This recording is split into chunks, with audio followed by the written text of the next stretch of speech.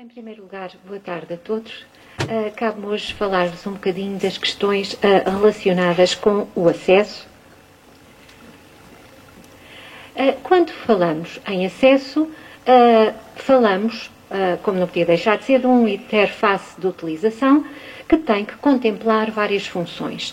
Por um lado, tem que nos permitir pesquisar para encontrar aquilo que necessitamos.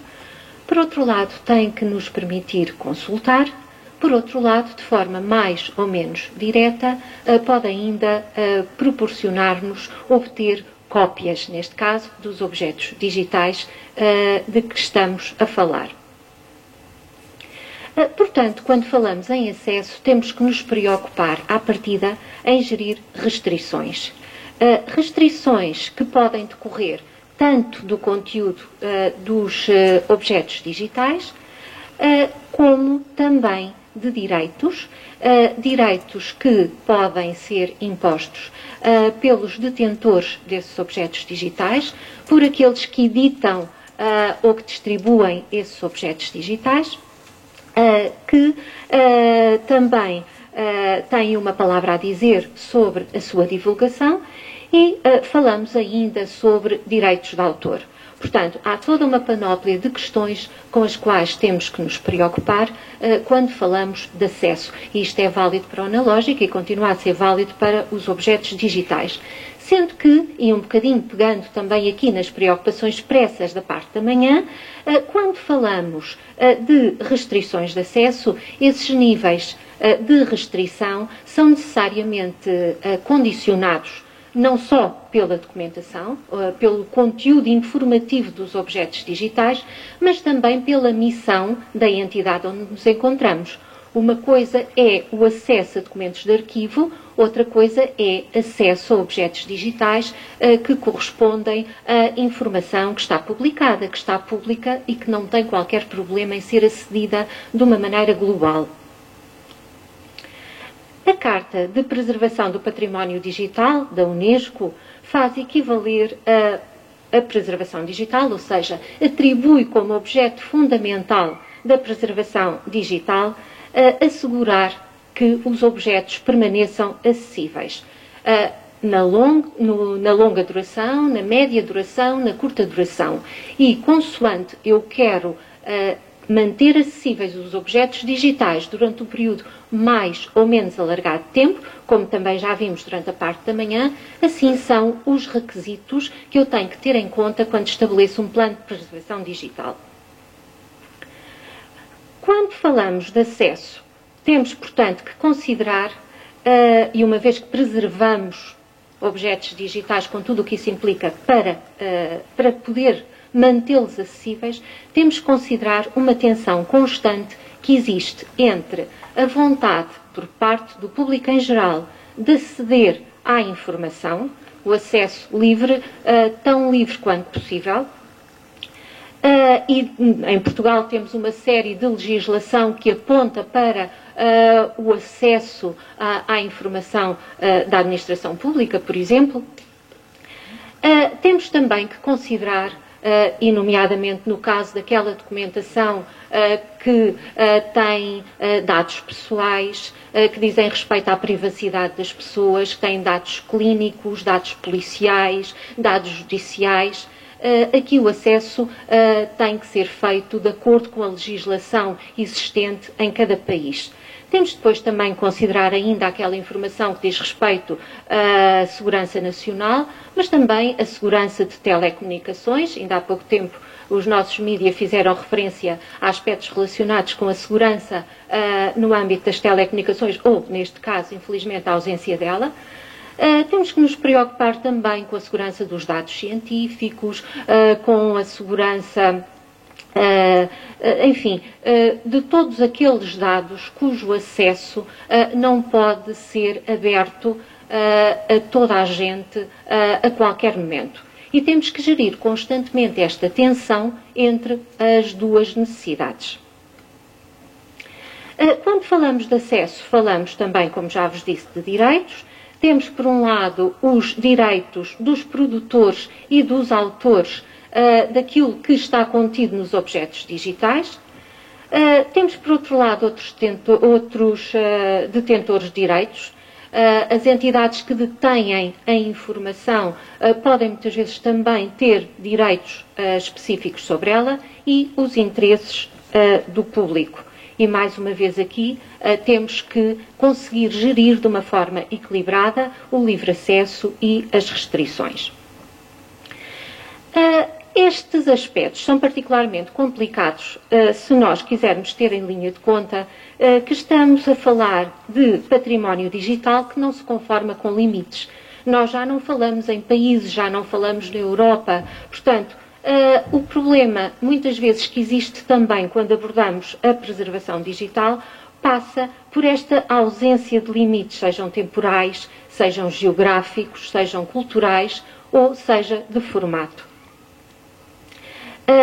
O que se pretende é um acesso alargado que, tanto quanto possível, abranja todos os países, todas as regiões, todas as comunidades, o que põe aqui à partida questões de alinhamento entre as políticas utilizadas entre os diferentes países e necessariamente também entre a legislação que está em vigor nesses países e que, como devem calcular, é diversa, até porque espelha realidades culturais, elas próprias muito diferentes. Portanto, quando falamos de um ambiente como a internet, é particularmente difícil assegurar uma cobertura total daquilo que pode fazer parte do património cultural digital. Isto porque nós estamos habituados, porque trabalhamos cada vez mais com recursos que estão acessíveis na internet, assistimos a mudanças frequentes nos documentos a que queremos aceder. Não são apenas mudanças no aspecto dos documentos, os documentos vão também sendo alvo de atualização constante. Há também que ter em linha de conta que alguns recursos são compósitos, ou seja, as partes que os constituem não estão armazenadas todas juntas e, portanto, o que acontece é que sempre que eu mexo numa das partes que constitui esse objeto digital que é compósito, estou a introduzir alterações que afetam ou acabam por afetar sempre em maior ou menor escala o objeto digital. E, obviamente, isto põe-se também, por exemplo, para os links que unem estes objetos digitais. Quantas vezes um recurso, porque se encontra já, digamos que, dependente de um localizador diferente, ele existe, ele continua acessível, teoricamente, porque, na realidade, como o link que assegurava a ligação está desatualizado, o utilizador deixa de conseguir recuperá-lo e deixa de conseguir utilizá-lo. Depois, também o que se passa muitas vezes por parte de quem edita informação, quando eu falo aqui de editor, estou a falar num âmbito mais alargado, editor no sentido de qualquer pessoa que disponibiliza conteúdos, neste caso concreto na internet. O que acontece é que o editor acha que, por a informação ser acessível de uma forma global, não tem que se preocupar com a sua preservação. O que acontece é que, no seu computador pessoal, ele dispõe de vários documentos e preocupa-se em assegurar backups e toda uma série de medidas que já falámos hoje aqui. Mas, aqui na internet, como os recursos estão acessíveis de forma alargada, de alguma maneira pensa que, em caso de acidente, os recursos, os objetos digitais, são facilmente recuperáveis. Ora, como todos sabemos, às vezes por experiências amargas que temos, nem sempre isso acontece. Por outro lado, há também um outro aspecto que é interessante considerar, é que, como publicar na internet é relativamente fácil e é relativamente barato, muitas vezes não se valoriza muito os conteúdos que lá se encontram e, portanto, não há uma grande preocupação em assegurar a sua perdurabilidade, não há grande preocupação na sua preservação. Considerando todo o conjunto de atividades que estão envolvidas na preservação digital e que nós tivemos oportunidade de falar hoje aqui de manhã com detalhe, portanto, e são aquelas que aqui aparecem referidas e Normalmente, a acessibilização é exatamente o final do processo, mas tal como o Miguel nos disse hoje de manhã, quando falamos de preservação, estamos sempre a falar de acesso. Há toda uma série de direitos que vão incidir em todo este conjunto de atividades que são relevantes e que fazem parte da preservação digital. Desde a recolha, recolher tudo aquilo que eventualmente possa fazer parte do património digital. Que mandatos é que é necessário existirem, mesmo em termos de legislação, para poder proceder à recolha desse material? Uma vez que estamos a falar de ausências de barreiras nacionais, quem é que se vai responsabilizar pela recolha desses objetos digitais para preservação e para acesso futuro? As leis do depósito legal que existem ao nível dos diferentes países são diversas. Também aqui seria necessário proceder a alguns alinhamentos. O que se verifica em termos práticos nos diferentes países é que alguns contemplam claramente já o património digital, outros nem tanto, e, portanto, há aqui toda uma série de aspectos que são relevantes no que diz respeito à recolha. Por outro lado, sobre todas as outras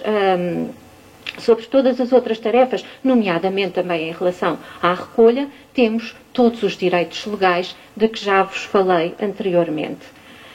O objetivo ainda da preservação digital será o de assegurar que os objetos digitais dispõem de todos os elementos que são essenciais para que, em determinados casos, possam manter determinado tipo de características de autenticidade, de fidedignidade, de integridade.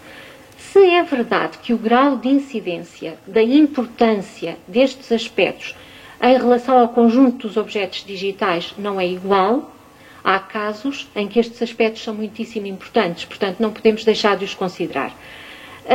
Na realidade, quando nós pensamos que hoje em dia entregamos as nossas declarações de IRS, fazemos as nossas declarações de IVA, tudo através da internet, portanto, há aqui toda uma série de fatores que não podemos deixar de considerar a nível mais abrangente e mais lato.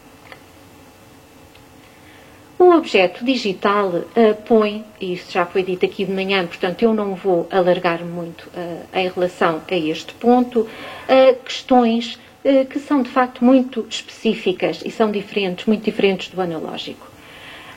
E estes novos desafios que nos são colocados pelos objetos digitais são extensivos a todas as camadas que constituem esses objetos digitais. Elas, mais uma vez, vos digo, foram abordadas de manhã e eu iria focar-me aqui mais agora e numa intervenção que terei posteriormente nos elementos que são considerados essenciais para que os objetos digitais possam cumprir todas as funções para os quais é suposto estarmos a preservá-los. O que importa sempre termos em linha de conta é que o acesso aos objetos digitais na sua forma original implica a resolução de toda uma série de questões. Em primeiro lugar, temos a questão da obsolescência do hardware e do software, que pode obrigar-nos a resolver questões complicadas, seja de manutenção dos equipamentos originais ou de arranjar formas de continuar a aceder aos conteúdos dos objetos digitais.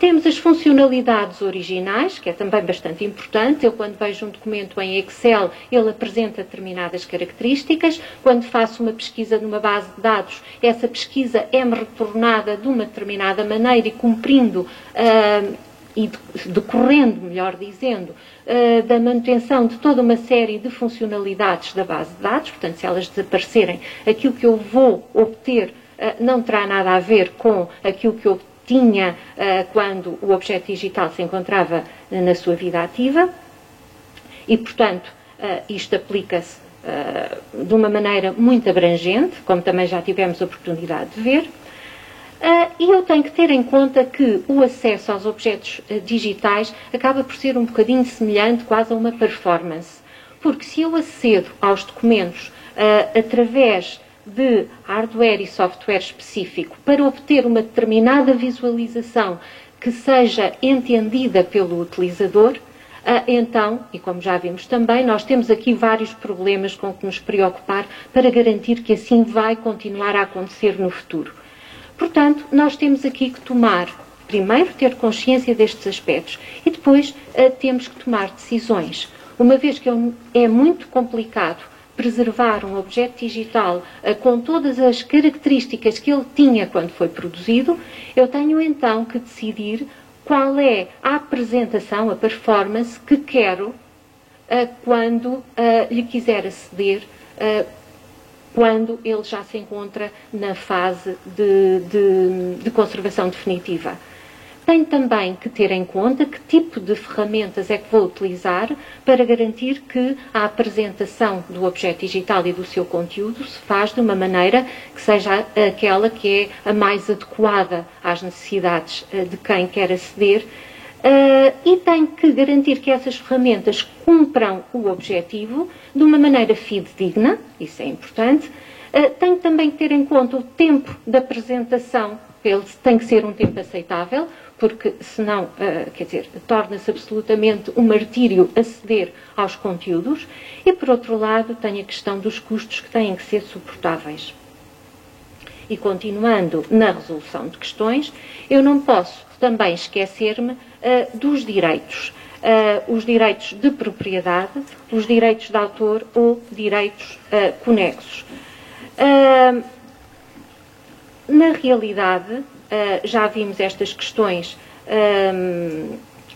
que se relacionam com as restrições de acesso e as restrições de reprodução, mas há de facto aqui algumas questões que se colocam e, nomeadamente, se pensarmos que então, os objetos digitais, o património digital não tem barreiras, deve ser acedido em qualquer parte. Uma vez definido o que é que vamos preservar, nós temos que conseguir aceder. Então, como é que vamos resolver a questão que se prende com os direitos de propriedade, os direitos de autor, quem se vai responsabilizar pela preservação dos objetos, a questão na internet, e que por vezes são compósitos e que vão buscar documentos que verdadeiramente têm origem em países diferentes e que, como tal, são alvo de legislação também diferente e que não se encontra absolutamente alinhada entre os diferentes intervenientes em todo este processo de disponibilização de informação para consulta.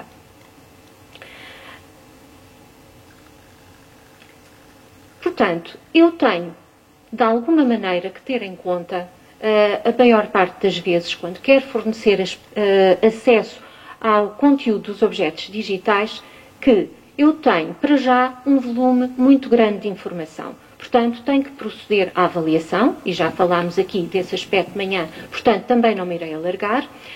Tenho que elaborar cópias, tenho que adicionar meta-informação, tenho que alterar os próprios objetos digitais para garantir a sua continuidade, altero nomes de fecheiros, altero estrutura, enfim, tudo isto são questões que se prendem diretamente com direitos patrimoniais, com direitos de autor. Como é que eu vou então resolver estas questões para garantir o acesso alargado à informação?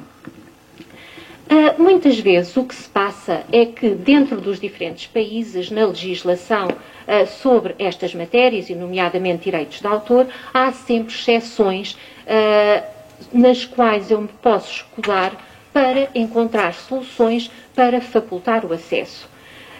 Mas, em muitos casos, quando isso não acontece, é necessário negociar diretamente com todos os intervenientes que têm direitos sobre a informação, como é que ela pode ser disponibilizada.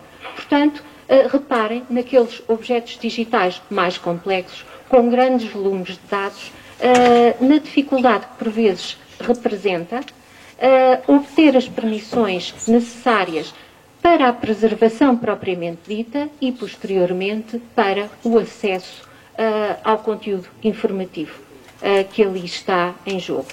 É necessário identificar os detentores desses direitos, e isto nas bibliotecas tem sido um aspecto que tem estado em discussão, no âmbito até da Comissão Europeia, em relação, por exemplo, àquelas obras órfãs. Nós não sabemos exatamente quem é que hoje detém os direitos. Se não sabemos quem tem os direitos, não podemos divulgar essas obras. Então, o que é que eu tenho que garantir, que tramitação é que eu tenho que seguir para conseguir, por um lado, respeitar os direitos de propriedade que podem existir sobre esses objetos, mas ao mesmo tempo garantir que não ficam, que não ficam em cumprimento, que não estou a disponibilizar um objeto sobre o qual recai direitos e, como tal, posso, obviamente, estar ali a incorrer em sanções muito concretas, porque há legislação nesse sentido, e, portanto, há toda uma série de diligências que foram definidas no âmbito da Comissão Europeia, há uma diretiva nesse sentido, no sentido de definir que tipo de ações é que devem ser desenvolvidas no sentido de localizar os detentores dos direitos, antes de considerar que uma obra é órfã e antes de poder facultar acesso a essa obra de uma forma mais alargada. Mas, portanto, o simples facto de identificar os detentores de direitos,